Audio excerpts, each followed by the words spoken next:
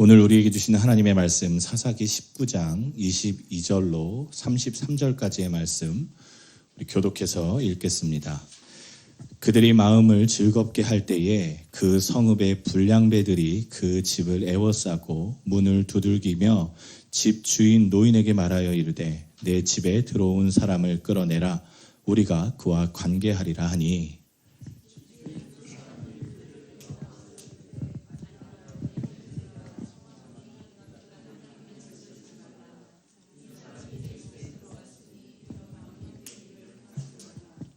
보라 여기 내 처녀 딸과 이 사람의 첩이 있은즉 내가 그들을 끌어내리니 너희가 그들을 욕보이든지 너희 눈에 좋을 대로 행하되 오직 이 사람에게는 이런 망령된 일을 행하지 말라 하나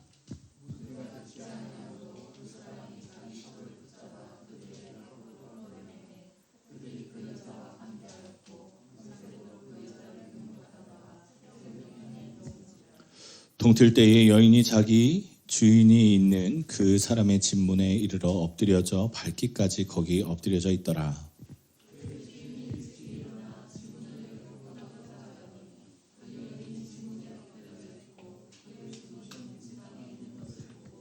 그에게 이르다 일어나라 우리가 떠나가자 하나 아무 대답이 없는지라. 이에 그의 시체를 나귀에 싣고 행하여 자기 곳에 돌아가서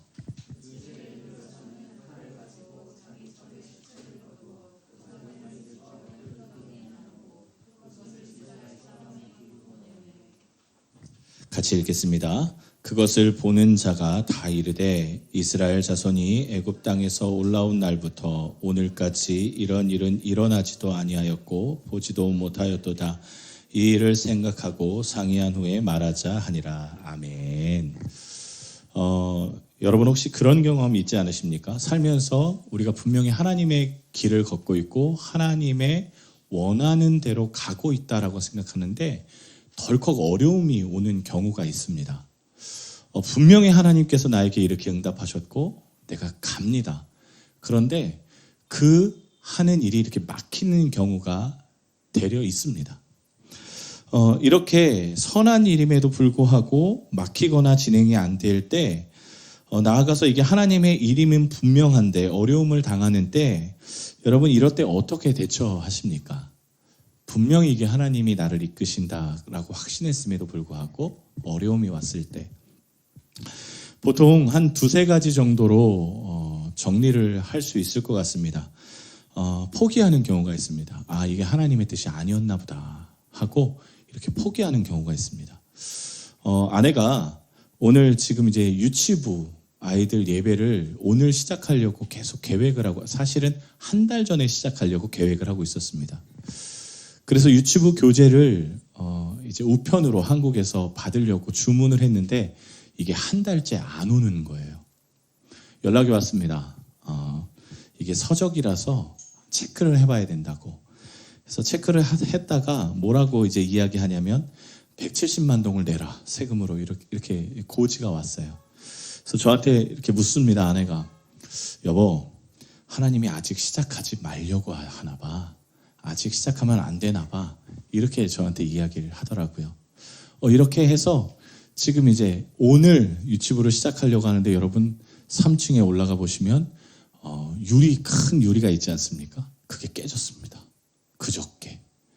아내가 그걸 보더니 뭐라고 이야기했냐면 이번 주에도 시작하지 말라고 하나님이 하시나 봐. 그렇게 저한테 장난스럽게 이야기하더라고요. 자, 하나님의 일임은 분명한데 일이 막히는 경우에는 포기하는 경우가 있습니다. 이게 하나님의 뜻이 아닌가 봐 하면서요. 두 번째는 이런 경우가 있습니다. 이게 하나님의 뜻이 분명하니까 이걸 막아서는 건 사단이 하는 거다라고 확정을 하고 이게 사단이 방해다 하고 무조건 이기자라고 하는 경우가 있습니다. 그리고 마지막으로 하나님의 뜻은 분명하지만 이게 내가 노력을 다하지 않아서 그렇구나. 내 열심이 부족하구나 라고 생각해서 하나님의 뜻을 이루기 위해서 더 열심히 노력하는 경우가 있습니다. 자, 이 세 개 중에 정답은 없습니다. 왜냐하면 우리가 이 여러 가지의 사실 세 개가 아니라 더 많은 해답이 있겠지만 하나님의 뜻을 날마다 구해가는 것이 우리의 정답이겠지요. 자, 오늘 그런 이제 질문들이 나타나 있는 성경 구절을 함께 읽었습니다. 여러분, 우리가 함께 읽지 않았지만 사실은 레위기가 아니라 사사기 19장의 전체를 읽어보셨으면 좋겠습니다. 어떠한 사건이 있냐면 1절부터 쭉 한번 설명을 드리자면 레위인이 있습니다. 레위인이 유대 베들레헴으로 자신의 첩을 찾으러 옵니다. 여러분, 그 레위인은 성전에서 예배하는 자 아니겠습니까? 또 예배를 하러 오는 사람들을 도와주는, 하나님을 온전히 만나게 하는 그런 존재입니다. 사명을 갖고 있는 존재죠. 그래서 이스라엘 백성 중에 그 어떤 사람보다 하나님께서 레위인에게 거룩하라라고 말씀하셨습니다. 더 확실한 규율을 가지고 규칙을 정해서 그대로 살지 않으면 안 된다라고 말하면서 적어 놓으셨던 레위기를 여러분 다 아실 겁니다. 레위인이 이렇게 철저하게 거룩함을 추구해야 함은 레위인을 통해서 하나님을 바라보는 백성들이 있었기 때문입니다. 이 시대에 목사가, 사역자가, 선교사가 더 거룩함을 몸부림쳐야 함은 함께 예배하는 예배자들이 그 목사와 사역자와 선교사를 바라보기 때문에 그러합니다. 하나님을 투영하는 것이죠. 그런데 오늘 이 레위인이 무슨 일을 하냐면 지금 누구를 찾으러 가냐? 첩을 찾으러 갑니다. 원래 레위인은 첩을 둘 수가 없었습니다. 본처라고 하죠. 아내 외에 다른 여인을 두면 안 됐습니다. 그런데 오늘 성경에 분명히 얘기합니다. 이가 아내가 있음에도 불구하고 첩을 삼아서 지금 그 첩을 데리러 가는 중입니다. 왜 데리러 가냐? 2절의 말씀에 보면 그 첩이 행음을 하고 남편에게서 도망을 가는 사건입니다. 성경 구절이 있어요. 이 여인이 남편에게 도망간 이유도 참 이상합니다. 행음을 했다. 여러분, 2절의 말씀에 행음이 뭘 뜻하냐면 이건 그냥 바람을 피웠다가 됐다라는 의미가 아닙니다. 이건 우상 숭배했다라는 의미의 행함이에요. 그러니까 레위인의 첩임에도 그 첩으로서도 마땅하지 않은데 그 첩이 지금 우상 숭배하는 사람이었던 겁니다. 자, 이렇게 행음을 하고 도망가는 여인, 그 여인을 찾으러 레위인이 갑니다. 그러니까 19장 말씀, 사사기 19장 말씀은 처음부터 꼬였습니다. 자, 이 레위인이 또 얼마나 소명이 없는 사람인 것이 지금 드러나는데요. 그가 처갓집에 가서 머문 기간을 살펴보면 이가 참 레위인답지 않았다는 것을 확인할 수 있습니다. 보통 레위인은요, 어떠한 율법보다도 더 중요하게 생각하는 것이 무엇이냐? 안식일입니다. 왜냐하면 레위인은 그 예배를 통해서 하나님께 영광을 올리는 자였기 때문에 이스라엘 사람들이 레위인을 찾아와서 예배합시다 하면 같이 예배를 드려야 했거든요. 그게 여러분 우리가 생각하는 지금의 주일입니다. 자, 그렇게 주일날 예배를 드리고 나서 이 첩을 찾으러 출발을 합니다. 그런데 이 출발하는 때에 가서 장인을 만나는데요. 장인이 이 사위를 너무 좋아하는 거예요. 그래서 이 첩을 데리고 바로 떠나려고 했는데 떠나지 아니하고 어떻게 했느냐? 장인이 부탁합니다. 우리 조금 더 먹고 기력을 회복하고 출발하자. 그렇게 3일이 지났습니다. 3일째 또 떠나가려고 하니까 또 말합니다. 우리가 빵을 좀 더 먹고서 속이 든든해지고 출발하자. 아이, 이 사람아, 어떻게 장모가 해주는 밥도 안 먹고 가나 하면서 또 이제 안 치는 거예요. 4일째가 됐습니다. 또 말합니다. 야, 오늘 하룻밤 여기서 묵고 좀 즐겁게 쉬었다 가세요. 언제 또 오겠어? 그러니까 하룻밤만 더 있다가. 그렇게 5일째가 됩니다. 그런데 그 5일째 아침도 여전히 못 떠나가게 장인이 붙잡습니다. 결국 어떻게 되느냐? 5일째 밤이 돼서야 떠나갑니다. 이걸 뭘 뜻하느냐? 안식일을 안 지키겠다는 뜻이에요. 5일째 밤, 이건 늦었다는 뜻입니다. 그가 다시 예배를 하러 가기 위한 그 장소에 도착하는 건 5일째 아침에 떠나야 겨우 도착할 수 있는 거림에도 불구하고 그가 저녁에 출발했다? 그건 나 예배 안 드리겠다라는 의미와 똑같습니다. 목사가 여러분 예배 안 드리겠다. 목사가 주일 예배 안 드리겠다. 이게 말이 됩니까? 지금 딱 그 짝인 겁니다. 그러니까 지금 이 사건은 뭐냐면 사사시대의 사역자의 표준을 보여주는 겁니다. 첩도 있고요. 또 그 첩이 또 우상숭배도 하고요. 예배는커녕 예배를 빼뜨려 먹는 그런 사역자. 그리고 그걸 부끄럽게 생각하지도 않습니다. 자, 오늘 그렇게 밤에 출발했기에 위험해서 어디 가서 유숙할 곳을 찾습니다. 그리고 그 유숙할 곳의 땅이 기브아라는 곳입니다. 기브아. 여러분, 기브아는 누가 있었냐면요. 이스라엘 사람들이 여러분 12개의 지파로 나눠져 있습니다. 우리 아이들이 있어서 조금 자세히 설명해 볼게요. 원래 한 나라지만 12개의 지파가 있어. 12명의 형제로 나눠진 지파야. 알았지? 자, 그 중에 가장 동생 지파인 베냐민 지파가 살던 땅이 기브아입니다. 자, 이 기브아 동네로 갑니다. 그래도 본인이 레위인이기 때문에 이방족 속의 땅엔 가진 않고 기브아 베냐민이 있는 기브아 땅으로 갑니다. 거기서 유숙할 곳을 찾다가 어떤 노인을 만나고 그 노인이 우리 집으로 오시오. 우리 집에서 자고 가세요. 라고 해서 그 집으로 들어갔습니다. 그런데 들어가자마자 일어난 일이 무엇이냐? 오늘 우리가 첫 번째 읽은 말씀 22절의 말씀입니다. 그들이 지금 잠을 잘 수 있는 장소를 찾아서 얼마나 기뻤는지 모릅니다. 마음을 즐겁게 할 때에 성읍의 불량배들이 그 집을 에워싸고 집주인에게 말합니다. 그 사람을 끌어내라. 우리가 관계하겠다. 여러분, 여기서 성경에 불량배라고 말하지만 성경 원어로 따져보면 이게 집단을 말하는 원어입니다. 그러니까 지금 이 당시에 깡패를 이야기하는 그런 단어가 아니고요. 지금 이 마을의 집단을 의미하는 겁니다. 그 말은 이 마을의 모든 남자들의 집단을 의미하는 단어예요. 당신 집에 들어간 그 남자를 끌어내라. 우리가 그 사람과 동성애를 하겠다라고 말하고 있습니다. 여러분, 이 사건이 사실 과거에 한번 동일하게 일어난 적이 있습니다. 그게 언젠지 혹시 기억나십니까? 소돔과 고모라 때에 아브라함의 조카 롯을 찾아온 천사들이 롯의 집에 들어갔는데 사람들이 보기에 천사가 남자로 보였던 겁니다. 소돔과 고모라의 그 모든 사람들이 그 남자를 내놓으라. 우리가 그 사람과 관계하겠다라는 동일한 구절입니다.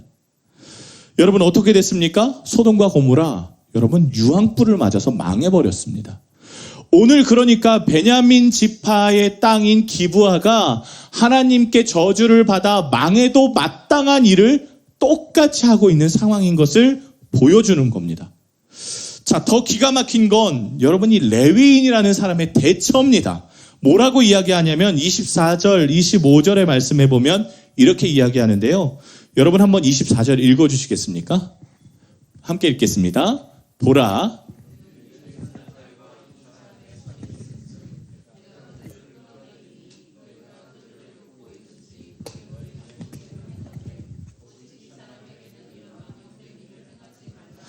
이건 집주인 노인의 말입니다. 그런데 지금부터 레위인이 하는 짓을 보십시오. 무리가 듣지 아니하므로 그 사람이 자기의 첩을 붙잡아 그들에게 밖으로 끌어내버립니다. 자기 첩을요, 안 나가겠다고 하는데 밖으로 집어 던져요. 그리고 문을 닫아버립니다. 그리고 니들 알아서 해. 여러분, 기브아 남자들이 말을 듣지 않으니 자기 첩을 버리고 있습니다. 여러분, 한번 보십시오. 이스라엘 지파 중에 하나인 베냐민 지파의 수준이 하나님의 멸망을 받아 마땅한 소돔과 고모라의 수준과 똑같습니다. 죄악이 극에 달했다는 걸 보여주는 것이죠. 그런데 레위인의 행동도 똑같습니다. 자, 결국에 아침이 돼서 문을 열어보니 그 레위인의 첩이 문지방을 붙들고 죽어 있습니다. 그걸 본 레위인의 어떤 행동을 했는지 한번 또 보십시오. 29절의 말씀입니다.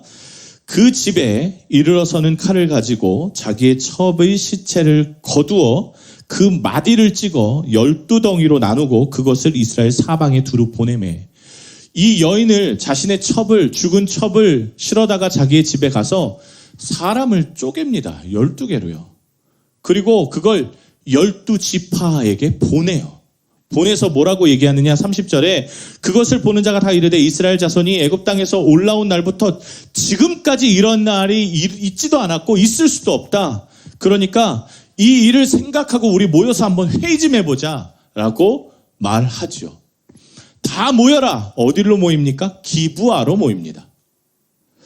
첩의 사체를 12조각을 내서 12지파에 보내고 이런 일이 일어난 장소로 우리 현장 검증을 하자라고 해서 기브아로 다 모여요.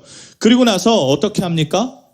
자, 레위인이 지금부터 할 소리가 정상적이었다면 우리가 더 이상 이런 죄를 지어서는 안 됩니다.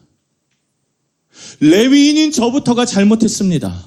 첩을 삼았고 우상을 숭배했습니다. 예배를 소중히 여기지 않았고 하나님을 망령되이 일컬었습니다. 우리 돌아갑시다. 이 현장에서부터 무릎 꿇고 하나님 앞에 돌아갑시다. 그렇게 얘기해야 하는 게 레위인의 일임에도 불구하고 오늘 이 레위인이 한 일이 무엇이냐? 저 인간, 저 기브아의 인간들을 지금부터 똑같이 찢어 죽입시다 라고 말해요. 그 다음 장에 20장의 11절부터 14절까지의 말씀에 보면 자 이제 우리가 어떻게 하자라고 일을 점점 확대시켜 나가는데 그것이 기록되어 있습니다. 여러분 우리 똑같이 교독할까요? 제가 먼저 읽고 그 다음 여러분들이 읽겠습니다. 이와 같이 이스라엘 모든 사람들이 하나같이 합심하여 그 성읍을 치려고 모였더라.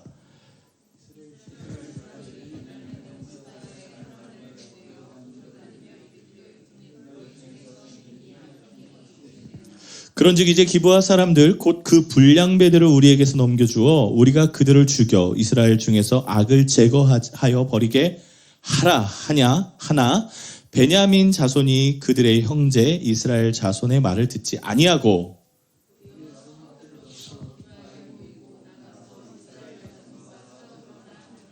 자 명분이 분명합니다. 13절의 말씀에 이스라엘 중에서 악을 제거하자라는 명분입니다.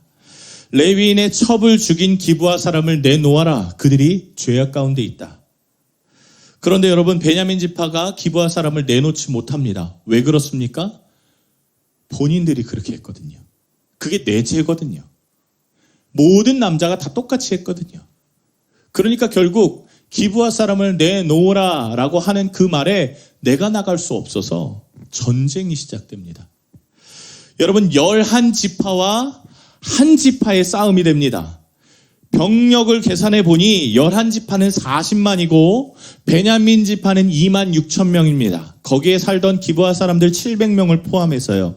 자, 숫자로만 따져도 15대 1이 넘는 숫자입니다. 이 당시에는 백병전이기 때문에 1대 1의 싸움입니다. 그래서 당연히 못 이기는 싸움을 지금 베냐민 지파가 하고 있는 겁니다. 왜냐? 해도 죽고 안 해도 죽거든요. 그러니까 무조건 해야 되는 싸움으로 여겨서 싸움을 합니다. 그런데 여러분 지금부터 질문을 하셔야 되는 겁니다. 자, 누가 이기겠습니까? 11지파와 한 지파의 싸움 누가 이기겠습니까? 우리 시온이한테 한번 물어볼게요. 11개가 커? 한 개가 커? 11개가 크지. 11명이 한 팀을 이루고 싸우고 한 명이 한 팀을 이루고 싸우면 누가 이겨야 돼? 11팀이 이겨야 되죠. 이게 정확한 계산입니다. 그런데 하나님이 못 이기게 하십니다. 총 3번을 싸우는데 2번을 지게 만드시고 마지막 한 번만 이기게 하세요. 그것도 11지파가 하나님께 기도하고 나아갑니다. 하나님, 올라가서 저들을 칠까요 말까요? 하나님, 저들이 내 형제인데 칠까요 말까요? 그렇게 묻습니다. 하나님께서 뭐라고 하시는 줄 아십니까? 유다가 먼저 치라. 올라가서 치라. 그렇게 말씀해 주셨어요. 여러분, 하나님이 올라가서 치라, 유다가 치라라고 말씀하셨으면 분명히 승리해야 하는 거 맞지 않습니까? 하나님의 응답을 받고 움직였는데 분명히 승리가 약속되어 있어야 하는 거 맞지 않습니까? 그런데 집니다. 철저하게 집니다. 그리고 마지막 3번째 전쟁 때 하나님 이렇게 기도합니다. 하나님, 우리가 내 형제 베냐민과 싸웁니까? 안 싸웁니까? 그러니까 자꾸 지게 하시니까 하나님 왜 자꾸 그러세요? 하고 기도합니다. 하나님께서 그 말씀에 그 기도의 대답을 올라가서 내일 내가 너희 손에 저들을 넘길 거야. 결국 그리고 나서 이기게 됩니다. 여러분, 이제 한번 생각해 보셨으면 좋겠습니다. 분명히 죄를 지은 건 베냐민 지파의 기브아 사람들이 맞습니다. 그들은 하나님의 법대로라면 당연히 죽여야 합니다. 그래서 이스라엘 백성의 죄를 제거해야 합니다. 그게 하나님의 법, 그게 맞습니다. 그런데 하나님께 여쭙고 응답받고 여쭙고 응답받아서 올라간 전쟁에서 왜 이스라엘 11지파가 졌을까요? 그냥 숫자로만 봐도, 상식으로만 봐도 하나님의 질 수가 없는 싸움임에도 불구하고 졌다라는 건 어떤 해답이 나옵니까? 하나님이 지게 하셨다는 겁니다. 하나님이 지게 만들어버리신 겁니다. 왜 하나님이 죄를 진 베냐민 지파의 손을 들어주셨을까요? 그건 베냐민 지파가 잘했다는 것이 아니라 하나님의 의도가 이 안에 있다라는 것이죠. 여러분, 하나님께서 2번이나 베냐민 지파가 이기게 하신 것은 베냐민 지파가 잘했거나 정당해서가 아니라 지금 40만이나 되는 이스라엘 백성이 뭔가 잘못 포인트를 잡고 있었기 때문입니다. 11지파 40만이나 되는 이스라엘 백성이 그들의 마음에 품은 건 오직 하나였습니다. 정의 실현. 정의 실현. 이게 하나님이 원하는 것이 분명하다 하고 하나님 앞에 막 나아갑니다. 그리고 베냐민 지파를 몰매를 때려서 완전히 전멸을 시키는 것을 목적으로 삼고 있습니다. 그런데 하나님의 뜻은 정확하게 파악하지 못하고 있다라는 것입니다. 하나님의 음성은요. 여러분, 하나님이 원하시는 것이 무엇일까를 생각해 보라고 하나님이 기회를 계속 주고 계시는 거예요. 지금 정의 구현이 목적이 아니라, 지금 베냐민 지파의 전멸이 목적이 아니라, 얘들아, 내가 원하는 게 뭘까? 하고 하나님이 패배를 통해서 하나님의 브레이크를 걸고 계시는 거예요. 생각해 보라고. 여러분, 이 전쟁의 근본적인 일어난 이유가 무엇입니까? 왜 이 일이 일어났습니까? 왜 하나님께서 지금 이런 일을 벌이시는 겁니까? 베냐민 지파가 살인을 저질러서 동성애를 해서 그 죄악이 아주 대단해서, 여러분, 하지만 하나님이 2번이나 브레이크를 거시면서 11지파에게 생각할 시간을 주신 것은 지금 기브와 지역만 죄악이 철철 넘쳐서가 아니라는 겁니다. 죄악을 심판하시겠다고 눈이 막 빨개져서 칼을 들고 있는 11지파 안에 사실 지금 똑같은 죄를 짓고 있었거든요. 그 기브와 지파만의 죄가 아니라 사실 이 사사기를 보면요, 11지파도 똑같이 동성애했고요, 11지파도 똑같이 죄졌고요, 11지파도 죄가 철철 넘쳐서 하나님이 기가 막힌 사건들이 계속 일어나고 있었거든요. 그런데 지금 11지파가 마치 자기는 죄가 없는 척, 정의로운 척 하면서 내가 저 죄를 분명히 없애겠다, 내가 하나님의 칼날이 되겠다 하고 외치고 나아가는 모습을 보고 하나님이 그게 아니라 너희가 어떤지 한번 보고 나아가자라고 기회를 주고 계십니다. 베냐민 지파만의 죄가 아니라 사실 칼을 든 11지파도 똑같은 죄인이라는 걸 하나님이 보여주고 싶으셨어요. 그리고 나서 뭘 원하셨습니까? 돌아와. 11지파뿐만이 아니라 베냐민 지파까지도 다 무릎 꿇고 돌아와. 그걸 하나님이 원하셨습니다. 이들은 죄를 뒤집어쓰고 주님께 죄송하다고 나아가야 하지만 그는 스스로 깨끗하다고 판단했고 심판을 본인이 해야 한다는 생각에 쌓여 있어서 본인이 하나님 편인 줄 알고 지금 나아가는 겁니다. 여러분, 왜 이런 일이 일어났습니까? 왜 발단이 됐습니까? 성경을 보면 첫 번째, 제사장이 잘못하고 있습니다. 민족 같지 않은 민족이 되어버린 건 결국에 제사장이 잘못되어 그래서 그렇습니다. 지금으로 말하면 목사만이겠습니까? 사실 이 당시에 제사장이라고 하면 지금의 그리스도인을 말합니다. 그리스도인이 잘못하고 있다는 거예요. 그리고 사사기는 이 일에 대한 상황의 결론을 이렇게 맺습니다. 왕이 없어서 각기 자기 소견에 옳은 대로 행했다. 이게 이 일의 결론이었습니다. 여러분, 왕이 없어서 그렇습니다. 하나님이 이 백성에게 주인이 아니 되셔서 그렇습니다. 더 정확히 말하면 이들이 하나님을 버렸기 때문에 그렇습니다. 여러분, 성경에 보면요, 하나님이 손을 거뒀다라는 표현이 몇 번 나옵니다. 하나님이 손을 거두어 버리세요. 그래, 니들 맘대로 살아. 그렇게 손을 거두시면, 보호하심을 거두시면 어떻게 되는 줄 아십니까? 그냥 잘 살게 되겠다, 부하게 되겠다. 전혀 그렇지 않습니다. 그냥 망해버립니다. 뒤도 안 돌아보고 그냥 망해버려요. 하나님이 손만 거두시면.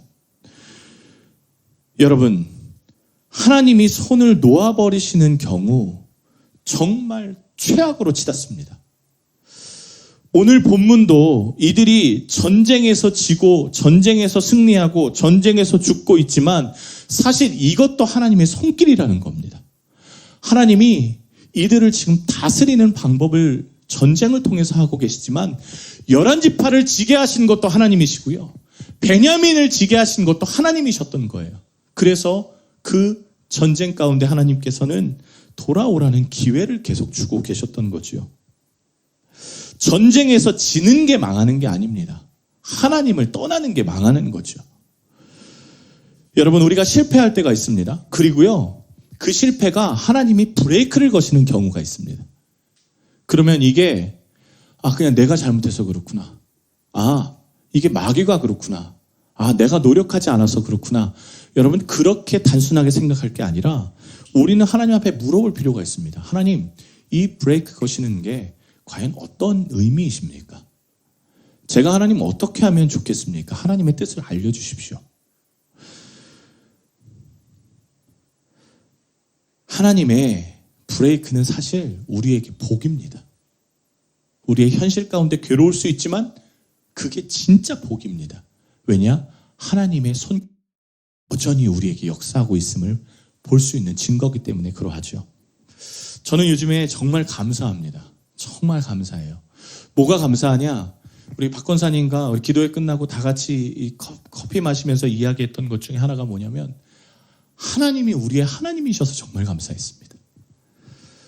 하나님이 우리의 왕이셔서 정말 다행이라고 생각합니다. 우리의 삶의 주인이 하나님이셔서 정말 감사하다고 생각합니다. 왜냐? 그게 우리의 소견대로 내 뜻대로 됐으면 분명히 망할 겁니다. 뒤도 돌아보지 않고 그냥 딱 봐도 망하는 길일 겁니다. 그런데 하나님이요, 적절한 때에 브레이크 밟아주시고 적절한 때에 돌아가게 하시고 적절한 때에 스톱하게 하셔서 살려주시는 게 너무너무 감사합니다. 내 뜻대로 했으면 분명히 망하고 분명히 죽는 길을 갔을 거라는 확신이 들 때 문득 섬뜩합니다. 여러분, 말씀 정리하겠습니다. 목사라고 해서 조금 나아 보일지 모르겠지만 전혀 그렇지 않습니다. 신앙생활을 오래 했다고 나아 보일지 모르겠습니다만 절대요. 하나님이 떠나시는 순간 한 번에 끝장나는 겁니다. 여러분, 우리 함께 그렇게 하나님 앞에 나아가셨습니다. 나아가셨으면 좋겠습니다. 하나님, 이 전쟁 가운데, 전쟁으로 또 우리 삶 가운데 어떠한 하나님의 브레이크가 걸릴 때가 있는데 하나님, 그게 왜 그럴까요? 가르쳐 주십시오.